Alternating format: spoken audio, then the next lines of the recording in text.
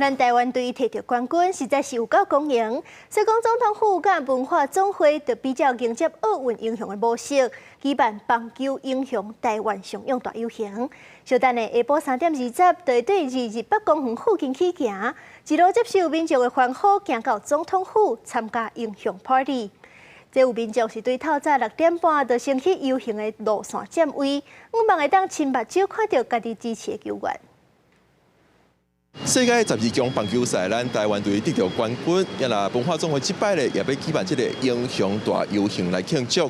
伫咧游行现场咧，文化总会也会分这个 Team 台湾的旗啊，顶头有这个野球，也有球员的导游和民众伫咧游行的时阵来，会使来压这个旗啊。也啦伫咧车路对面的早时6点就已经开始有民众到场来占位。 我差不多早起6点半，因为昨暗时因为上班嘛，上班的话就袂使去机场甲因接机，就想讲今仔日就较早来，较头前的小等者因来的时阵就会使甲因加油安尼啊。天台湾，天台湾，好高兴啊！我今摕无天台湾的旗啊，搁今向人说，还今去摆咧后壁看袂到。 透早就来占位，阁有人椅头啊也准备好势，就是希望通占到上好的位，近距离看到家己支持的球员。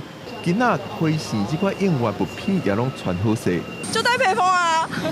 其实我想看郭俊麟，可是他没回来啊。棒球英雄台湾上勇大游行下晡3:20，为28公园边的公园路出发，终点到总统府。总统大清体会接见台湾棒球代表团。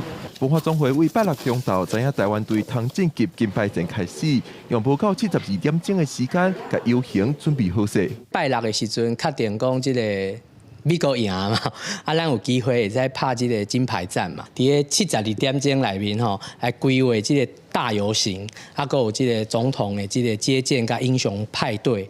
游行路线的中庆南路车路两边透早就有摆路窄，而且有黄线，因为这寡所在阁有中职6队的啦啦队应援团，会带民众唱台湾上勇，也有雷声团艺剧团会拢个欢迎游行的队伍，做伙支持台湾代表队。记者郭文李玉凯台北报道。